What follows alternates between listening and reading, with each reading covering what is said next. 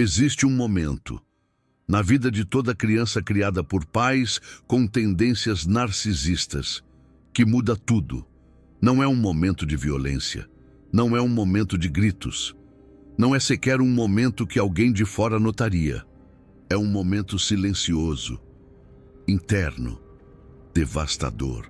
É o momento em que a criança finalmente entende: eu não sou amado, não do jeito que eu preciso, não incondicionalmente, não de verdade. Carl Jung dedicou anos ao estudo desse exato momento.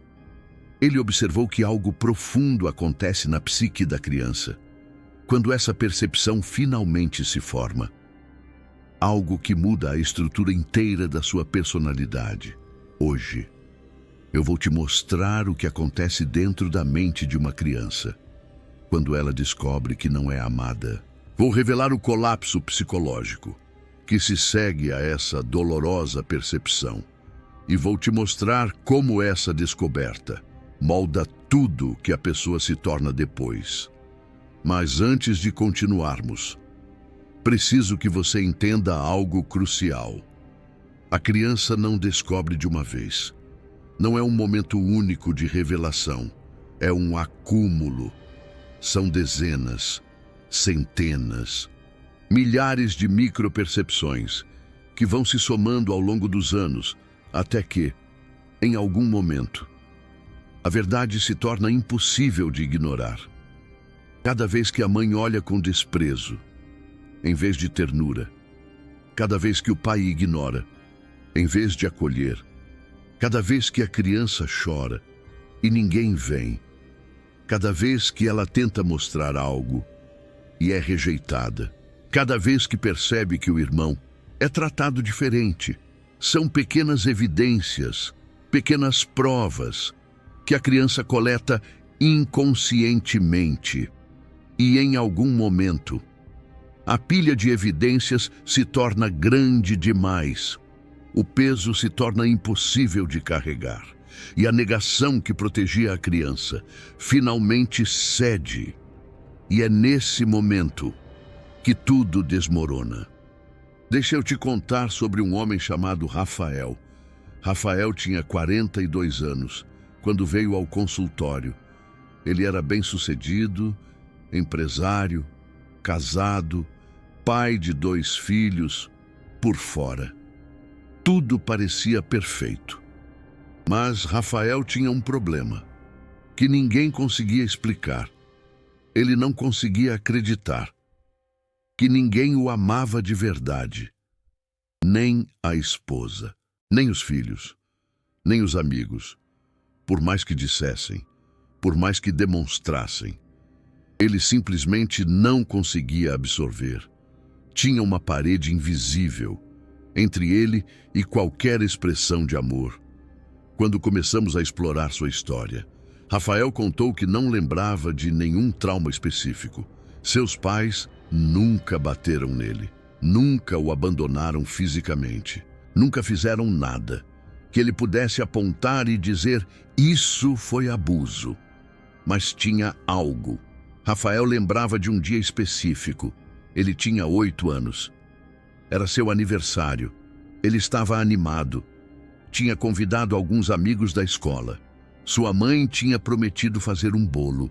Mas quando chegou em casa da escola naquele dia, encontrou a mãe no sofá, assistindo televisão, sem bolo, sem decoração, sem nada preparado.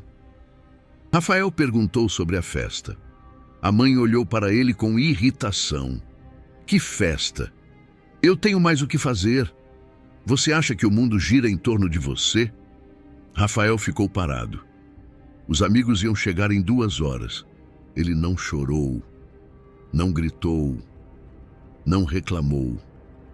Ele foi para o quarto, ligou para cada amigo, disse que a festa tinha sido cancelada, inventou uma desculpa e ficou sentado na cama, em silêncio, olhando para a parede. E foi naquele momento, sentado naquela cama, aos 8 anos, que Rafael finalmente entendeu. Ela não me ama. Não era a primeira vez que algo assim acontecia. Havia dezenas de situações anteriores, pequenas negligências, pequenos esquecimentos, pequenas demonstrações de que ele não era prioridade. Mas aquele dia foi diferente. Aquele dia foi o dia em que a pilha de evidências ficou grande demais. O dia em que a negação cede. O dia em que a verdade se tornou impossível de ignorar. 34 anos depois, no consultório, Rafael chorou pela primeira vez desde aquele dia. E enquanto chorava, ele disse algo que resume tudo. Eu passei a vida inteira tentando provar que aquela percepção estava errada, que eu era amável, que eu merecia amor, mas no fundo, em algum lugar dentro de mim, eu ainda sou aquele menino de 8 anos sentado na cama, sabendo que não sou amado. Isso é o que Jung chamava de núcleo emocional, uma experiência emocional carregada, que fica congelada no tempo, que continua operando na psique, que influencia todos os relacionamentos, todas as escolhas, toda a vida, sem que a pessoa perceba. O núcleo emocional de Rafael era o núcleo da criança não amada. E esse núcleo estava governando sua vida. Há 34 anos, mas calma, porque o que acontece dentro da mente da criança nesse momento é ainda mais profundo do que parece.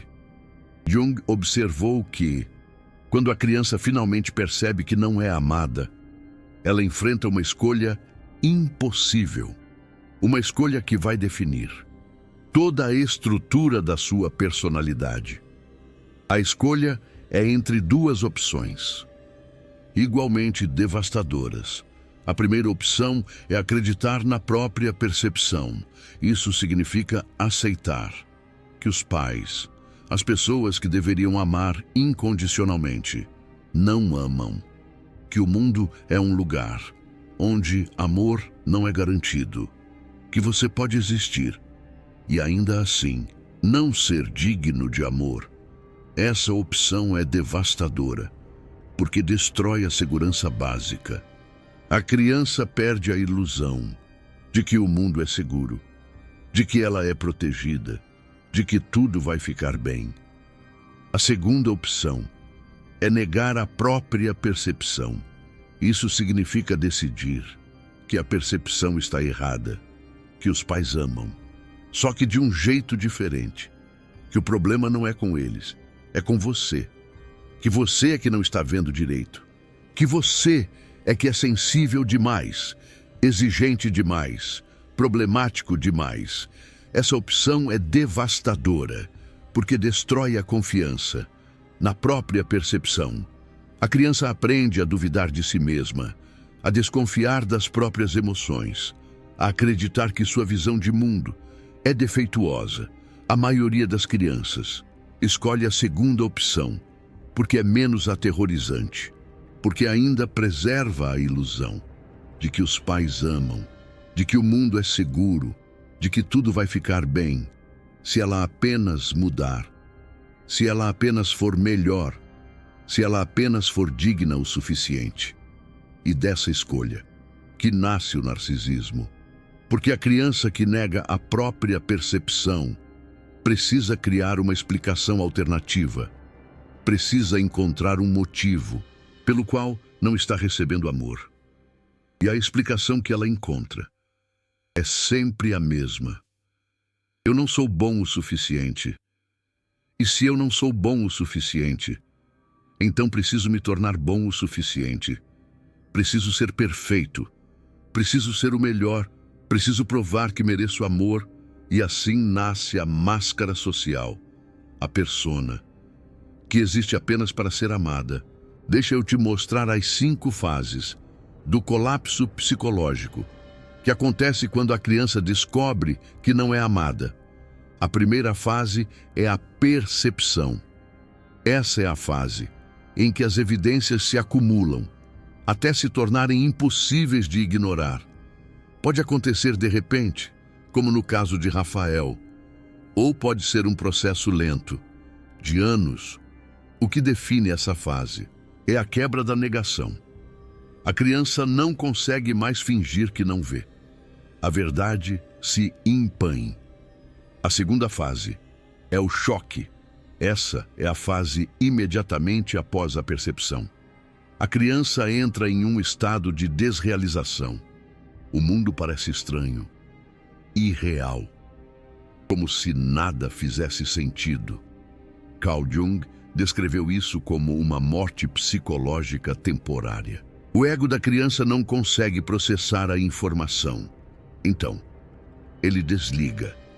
Muitas pessoas descrevem essa fase como um vazio, uma ausência de emoção, uma sensação de estar flutuando, fora do próprio corpo. A terceira fase é a tentativa de reversão. Essa é a fase em que a criança tenta desesperadamente provar que a percepção está errada. Ela muda de comportamento, tenta ser perfeita, tenta ser invisível, tenta ser o que os pais querem. É a fase de negociação. Se eu fizer isso, talvez eles me amem. Se eu mudar isso, talvez seja o suficiente. Essa fase pode durar anos, décadas, a vida inteira. Em alguns casos, a quarta fase é o colapso ou a adaptação.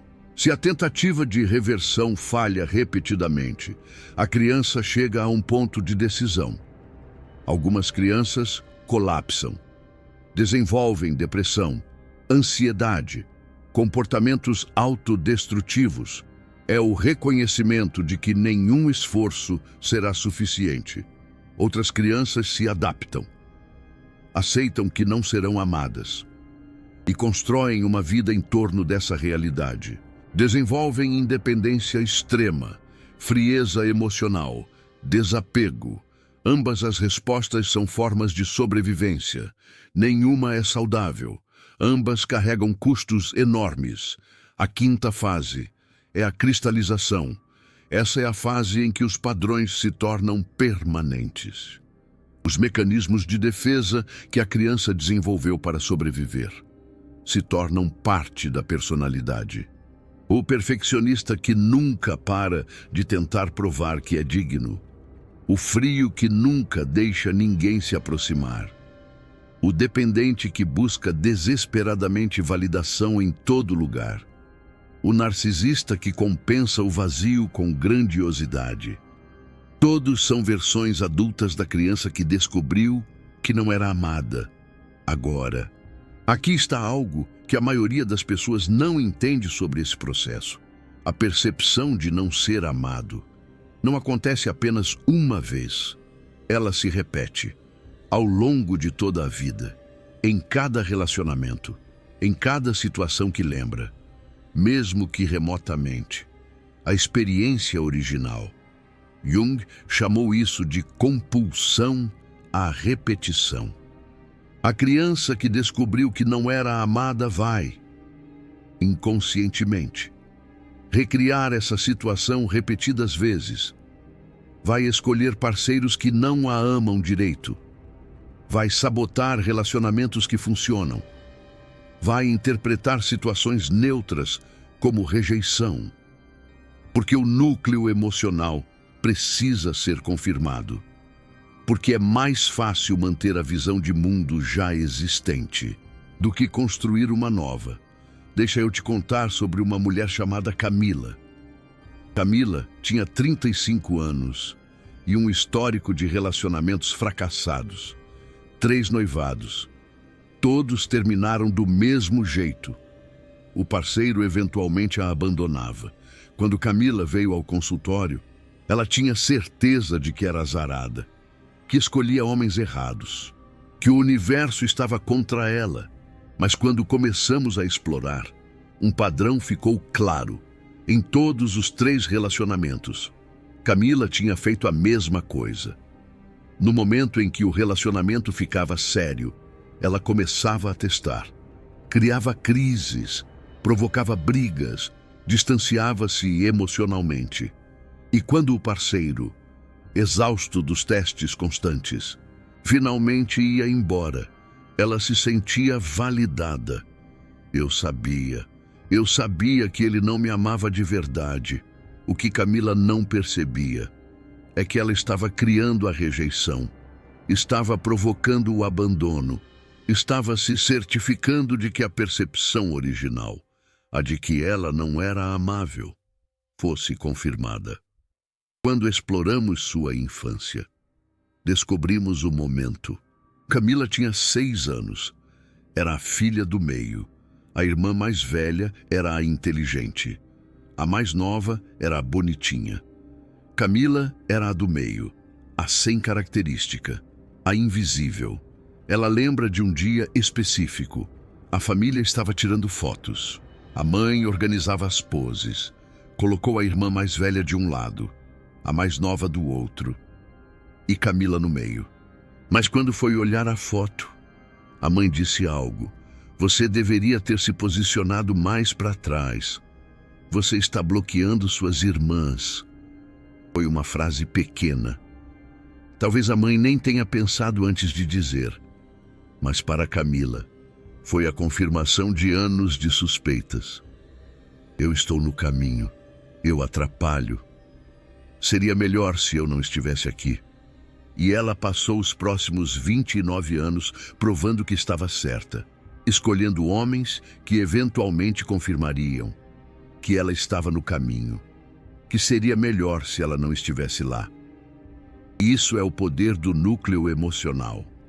Ele não apenas molda como você se vê. Ele molda as escolhas que você faz, os relacionamentos que você constrói, a vida inteira que você cria, e tudo para confirmar uma percepção que uma criança de 6 anos teve diante de uma foto. Mas aqui está algo crucial que preciso te mostrar. Existem diferentes formas de descobrir que não é amado. E cada forma cria um tipo diferente de ferida, um tipo diferente de adulto. A primeira forma é a rejeição ativa. Isso acontece quando os pais demonstram explicitamente que não amam, através de palavras, através de ações, através de abandono físico ou emocional óbvio. Eu nunca quis ter você. Você foi um acidente. Minha vida seria melhor sem você. Crianças que sofrem rejeição ativa geralmente desenvolvem uma raiva profunda. Elas sabem que foram rejeitadas. Não há ambiguidade. E essa clareza, por mais dolorosa que seja, permite uma certa elaboração. O problema da rejeição ativa é que ela cria um senso de valor completamente destruído. A criança sabe que é rejeitada e internaliza isso como verdade absoluta. A segunda forma é a negligência passiva. Isso acontece quando os pais simplesmente não estão presentes, não fisicamente, mas emocionalmente. Eles existem, mas não veem, não ouvem, não respondem. A criança fala e ninguém escuta. A criança chora e ninguém vem. A criança conquista e ninguém celebra. A criança sofre e ninguém percebe. Essa forma é mais confusa do que a rejeição ativa, porque os pais estão tecnicamente presentes. Eles não dizem coisas cruéis, eles não abandonam, mas a criança sente o vazio, sente a ausência de conexão e não consegue nomear. Jung observou que crianças que sofrem negligência passiva frequentemente desenvolvem problemas de identidade. Elas não sabem quem são, porque ninguém nunca as espelhou. Ninguém nunca refletiu de volta quem elas eram. A terceira forma é o amor condicional. Isso acontece quando os pais amam, mas apenas sob certas condições. Quando a criança performa, quando a criança obedece, quando a criança é o que os pais querem que seja. Eu te amo quando você tira notas boas. Eu te amo quando você não me envergonha. Eu te amo quando você é perfeito. Essa forma é talvez a mais insidiosa, porque há amor. A criança recebe amor. Mas o amor vem com condições, com exigências, com um preço. E a criança aprende que amor não é dado, é conquistado, é merecido. E que pode ser retirado a qualquer momento se ela falhar. Carl Jung observou que crianças que sofrem amor condicional frequentemente desenvolvem um perfeccionismo patológico. Elas passam a vida tentando merecer amor, sem nunca acreditar que conseguiram. É uma busca insaciável por aprovação. A quarta forma é a comparação destrutiva. Isso acontece quando a criança é constantemente comparada a outro, um irmão, uma prima, um colega, um ideal impossível. Por que você não pode ser como seu irmão, o Gabriel? Olha como a filha da dona Selma se comporta. Na sua idade, eu já tinha conquistado muito mais. Essa forma ensina à criança que ela não é boa o suficiente sendo ela mesma, que existe uma versão melhor que ela deveria ser e que ela está sempre aquém. É como se a régua estivesse sempre mais alta. Jung observou que crianças que sofrem comparação destrutiva frequentemente desenvolvem inveja crônica e incapacidade de celebrar as próprias conquistas. Nada nunca é suficiente, porque sempre existe alguém melhor. É uma corrida sem fim. A quinta forma é a inversão de papéis. Isso acontece quando a criança precisa cuidar dos pais em vez de ser cuidada. Quando ela se torna a confidente, a terapeuta, a adulta da casa, uma mini-adulta, na verdade. Você é a única pessoa que me entende. Não sei o que faria sem você, meu anjo. Você é tão madura para sua idade, meu bem. Essa forma parece positiva na superfície. A criança é valorizada, precisa, importante. Mas o preço é a infância. A criança que cuida dos pais não pode ser criança. Não pode ter necessidades. Não pode ser frágil. Não pode precisar de cuidado. Ela precisa ser forte. E ela descobre que não é amada pelo que é. É amada pelo que faz, pela função que cumpre. E se parar de cumprir essa função, o amor desaparece. Jung observou que crianças que sofrem inversão de papéis frequentemente desenvolvem exaustão crônica e dificuldade de receber.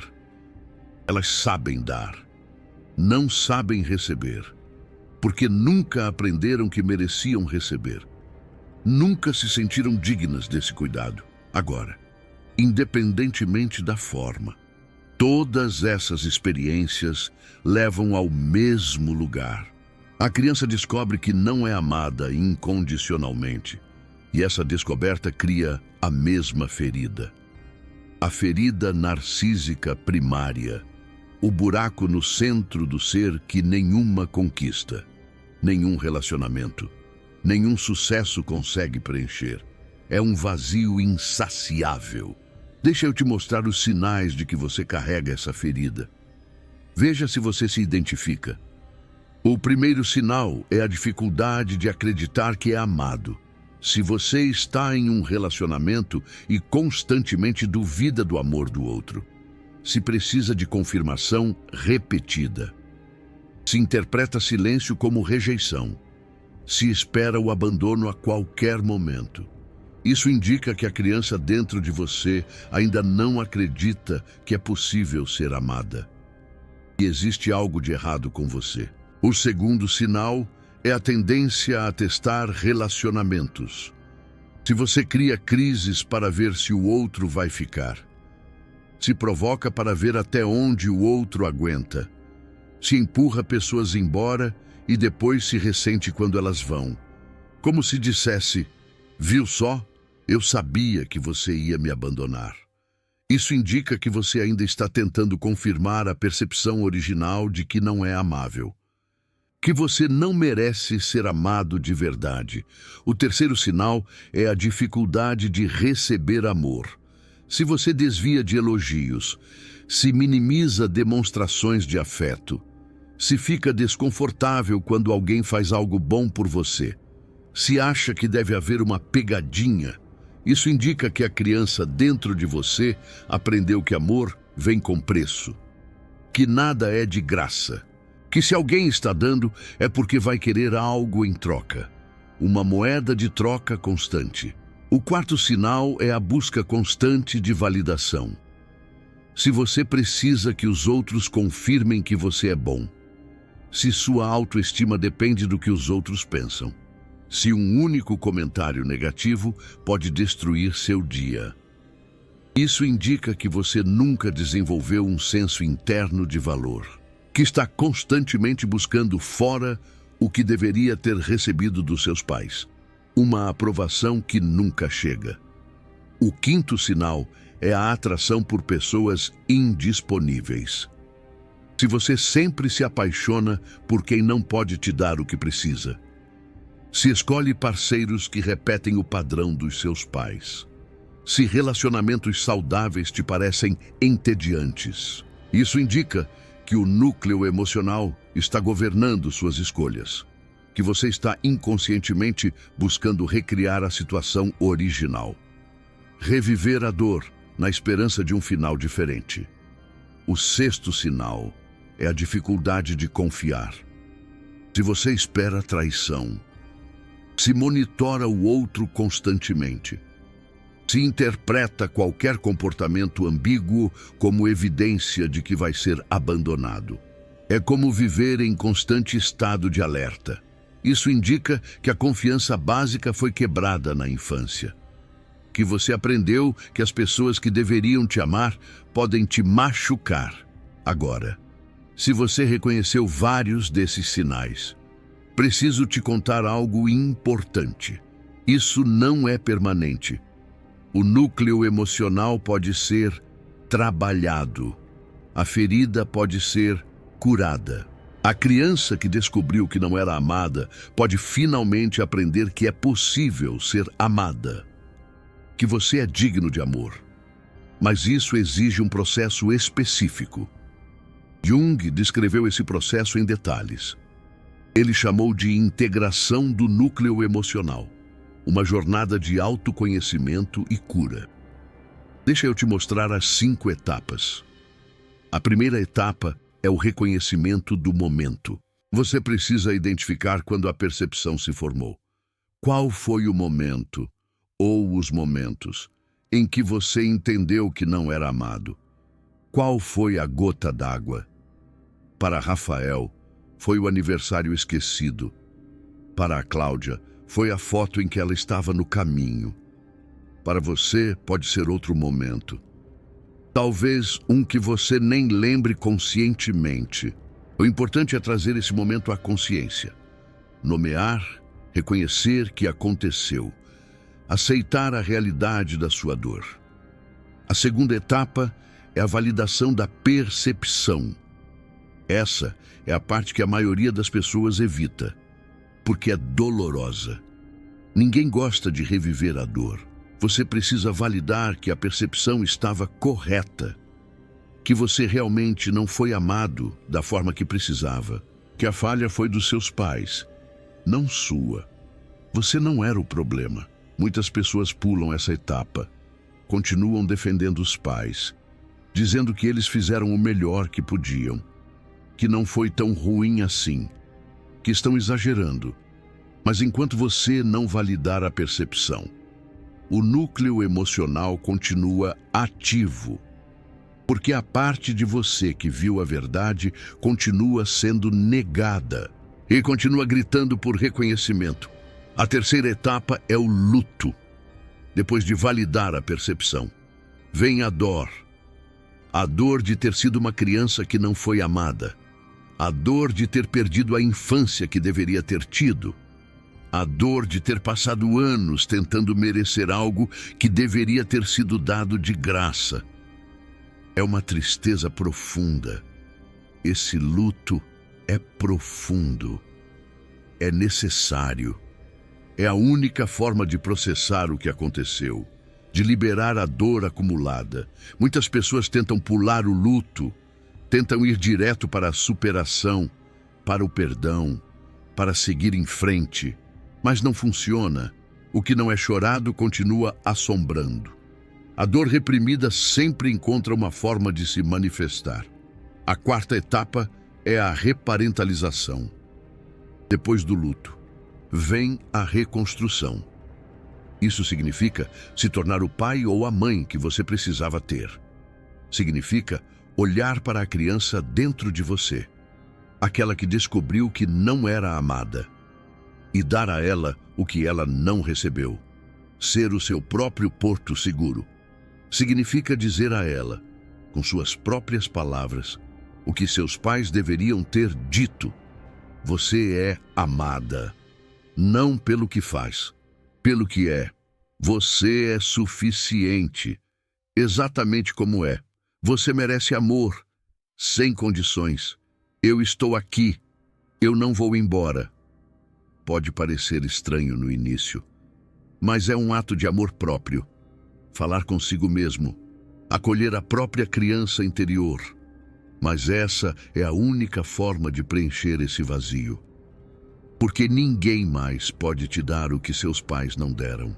Só você pode fazer isso agora. A quinta etapa é a escolha consciente. Depois de fazer o trabalho interno, vem a parte externa. Isso significa escolher conscientemente não repetir os padrões, não testar relacionamentos, não sabotar coisas boas, não interpretar tudo como rejeição. Significa perceber quando o núcleo emocional está ativado e escolher responder de forma diferente. Isso não acontece automaticamente. Exige prática, repetição, escolha consciente repetida. Cada vez que você escolhe confiar em vez de testar, você enfraquece o núcleo emocional. Cada vez que você escolhe receber em vez de desviar, você cura um pouco da ferida. Cada vez que você escolhe acreditar no amor em vez de duvidar, e você reescreve a programação. Deixa eu te contar o que aconteceu com Rafael depois de 2 anos de trabalho. Ele finalmente conseguiu acreditar que a esposa o amava. Não foi mágico. Não foi instantâneo. Foram 2 anos de reconhecer o momento do aniversário, de validar a dor daquele menino de 8 anos, de fazer luto pela infância que não teve, de se reparentalizar diariamente, de escolher conscientemente confiar. E um dia, a esposa disse algo simples: "Eu te amo." E pela primeira vez em 42 anos, Rafael conseguiu absorver. Ele me contou no consultório, com lágrimas nos olhos: "Eu finalmente acreditei, pela primeira vez na vida. Eu acreditei que alguém me ama de verdade." Isso é integração. Isso é cura. Segundo Carl Jung, aqui está algo importante sobre transmissão geracional. Se você descobriu que não era amado e não trabalhou essa ferida, você vai transmitir para seus filhos. Não por querer, por não saber fazer diferente. Porque você não pode dar o que não recebeu. Não pode amar incondicionalmente se nunca experimentou amor incondicional. Não pode espelhar seu filho se nunca foi espelhado. E o ciclo continua, geração após geração. A única forma de quebrar isso é fazer o trabalho, curar a própria ferida, para poder amar seus filhos da forma que você precisava ter sido amado. Se esse vídeo te fez lembrar de um momento específico, se trouxe à mente a primeira vez que você percebeu que não era amado, se você sentiu aquele aperto no peito que indica que algo foi tocado, isso é bom. Isso é a criança dentro de você finalmente sendo vista. O botão de "valeu demais" aqui embaixo é uma forma de apoiar esse trabalho. Cada vídeo como esse exige pesquisa profunda em Jung. em psicologia do desenvolvimento, em trauma infantil. Seu apoio permite que eu continue trazendo esse tipo de conteúdo. Mas mais importante do que qualquer apoio, é isso: que você comece o processo, que você identifique o momento, que você valide a percepção, que você faça o luto, que você se reparentalize, que você escolha conscientemente não repetir. Porque a criança que descobriu que não era amada merece finalmente saber que é. Nos comentários, me conta. Com quantos anos você percebeu que seus pais não te amavam do jeito que você precisava? Qual foi o momento ou a situação que fez você entender? Se você não consegue identificar um momento específico, me conta qual dos sinais você mais reconheceu em si mesmo. E se você quer que eu faça um vídeo específico sobre como curar uma das formas específicas de descoberta, me diz qual: rejeição ativa, negligência passiva, amor condicional, comparação destrutiva, inversão de papéis. Me diz qual é a sua ferida.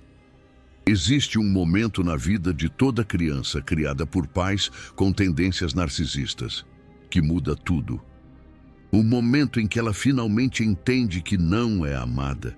É um momento devastador. Um momento que molda toda a personalidade, toda a vida. Mas não precisa ser o fim da história. Porque a criança que descobriu que não era amada pode aprender, finalmente, que é possível ser amada.